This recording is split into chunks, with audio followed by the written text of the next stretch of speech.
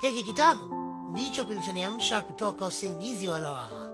Asante Mwalimu Salando, umenifundisha kuwa maisha hubadilishwa na maarifa. Hapa ndani kuna siri ya biashara, nidhamu na mafanikio ya kweli. Sasa najifunza, najijenga, najikomboa. Kama bado nalalamika hakuna kazi, basi hujafungua macho. Jiunge sasa na madarasa ya online ya Mwalimu Salanga. Elimu hii ni ajira ya roho na mkono wako. Usisahau. Maasalam, shukran. Mafanikio katika karne hii ya 21. Hii picha ya Mwalimu Salanga, twende tukakifungue hichi kitabu. Sasa tunakwenda kufungua kitabu chetu kama hivyo unavyoona. Hapa juu kimeelezea ujasiriamali wa kileo, kimeelezea vitu mbalimbali hapa, hatimiliki, umeona?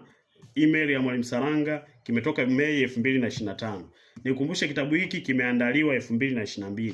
Kimetoka Mei 2025. Kwa hiyo hapa kuna yaliyomo. Hii ndio sehemu kubwa ambayo mimi nataka niizungumzie leo. Wewe unaweza kujiuliza kwenye kitabu hiki kuna kitu gani hasa? Kwenye hichi kitabu kuna shukrani, mwanzoni tumeelezea shukrani. Umeona kuna utangulizi wa kitabu.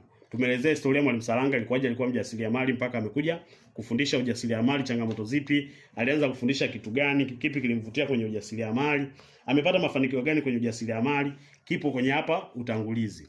Pia hapa sura ya kwanza kina sura kadhaa. Sura ya kwanza tumeelezea historia ya sabuni, utengenezaji wa sabuni, aina za sabuni, kanuni za utengenezaji wa sabuni, mambo muhimu wakati wa kutengeneza sabuni ya maji, sababu ya sabuni kujikata na kujitenga, hiyo sabuni ya maji, jinsi ya kutatua sabuni inayojikata na kujitenga, kanuni ya pili ya utengenezaji wa sabuni ya maji, mambo ya kuzingatia kabla na wakati wa kutengeneza sabuni, soko la sabuni ya maji. Tukaenda somo lingine, sabuni ya kunawia mikono, hand wash, shower gel, sabuni ya kuogea, tumelizungumzia kwenye sura ya kwanza.